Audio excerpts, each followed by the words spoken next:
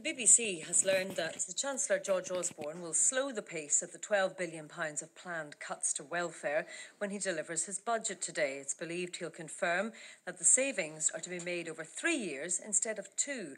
One of the main targets is likely to be child tax credits, with restrictions placed on new claimants.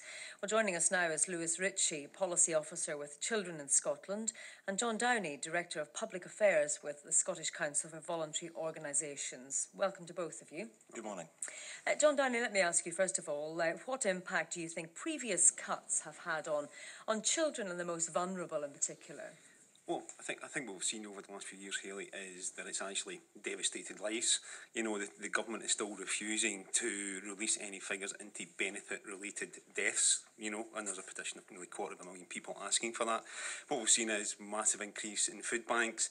So the previous cuts have actually devastated lives, particular effect on child poverty.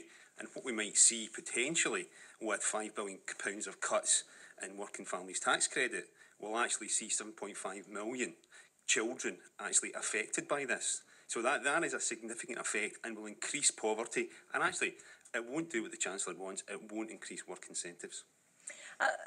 Ritchie, what do you make of this attempt to target the working tax credit and the children's tax credit in particular? Well, we at Children in Scotland are extremely concerned by any cuts to tax credits. I mean, this is a huge amount of people that will be affected, as your last speaker said. In fact, 60% of all children in Scotland will be affected by any kind of cut that comes to child tax credit. So this is a huge amount of people affected. And basically what it is doing is taking money directly out of the pockets of the most vulnerable people, the people that need help and support the most. And more often than not, it will be innocent children and young people who will bear the brunt of these cuts. To put it into context, we're talking over 500,000 children in Scotland, and these are substantial cuts, and they will be deep and they will be felt by many people across the country. David Cameron says he wants to end this what he calls the merry-go-round of taxing low-paid workers and then handing them back money in benefits. What do you make of that sort of ambition? I suppose maybe more tax breaks would alleviate the situation for some, would it? Well, I don't accept that line of argument. I mean, the Conservatives' argument just simply doesn't hold water. Cutting a vital lifeline that supports the poorest families is not going to prompt employers to start paying higher wages. And working tax credits or tax credits for children, they are a vital lifeline that goes to support the day-to-day costs of having a child. And unless the national minimum wage is raised to compensate for that, then you know there is no lifeline there for people who will be affected by these cuts. Because, John Downey, it's when you put it into context, sometimes it seems to be the case that the amount a family gets in tax credits can be actually more than what is earned. Well, Hayley, I mean, I think that the issue we have here is that George Osborne and David Cameron are beginning a war on tax credits here, a war on the lowest paid in our society. And actually, tax credits, there's no evidence that they subsidise low pay. They do alleviate poverty.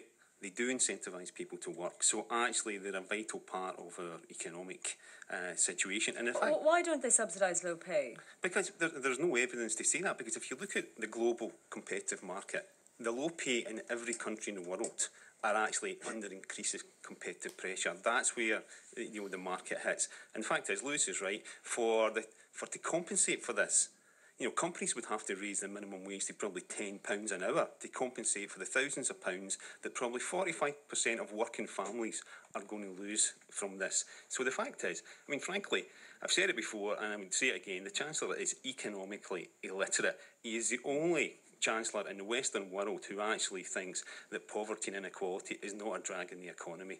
The Americans don't think that now.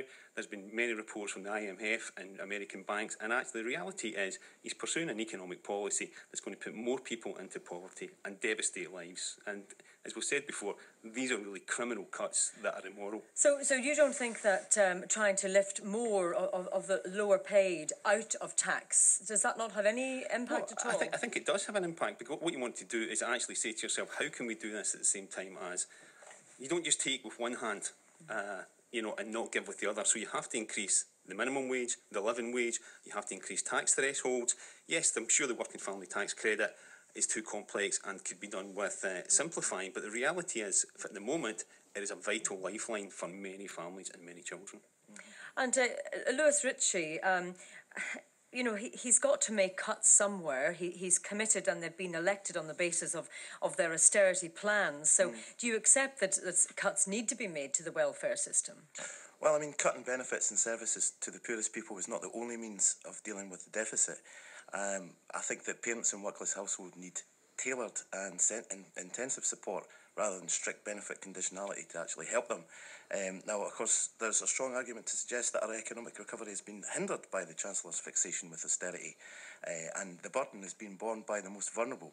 And it's simple economics that a programme of austerity that cuts and reduces household incomes and damages economic confidence actually weakens rather than strengthens the public finances.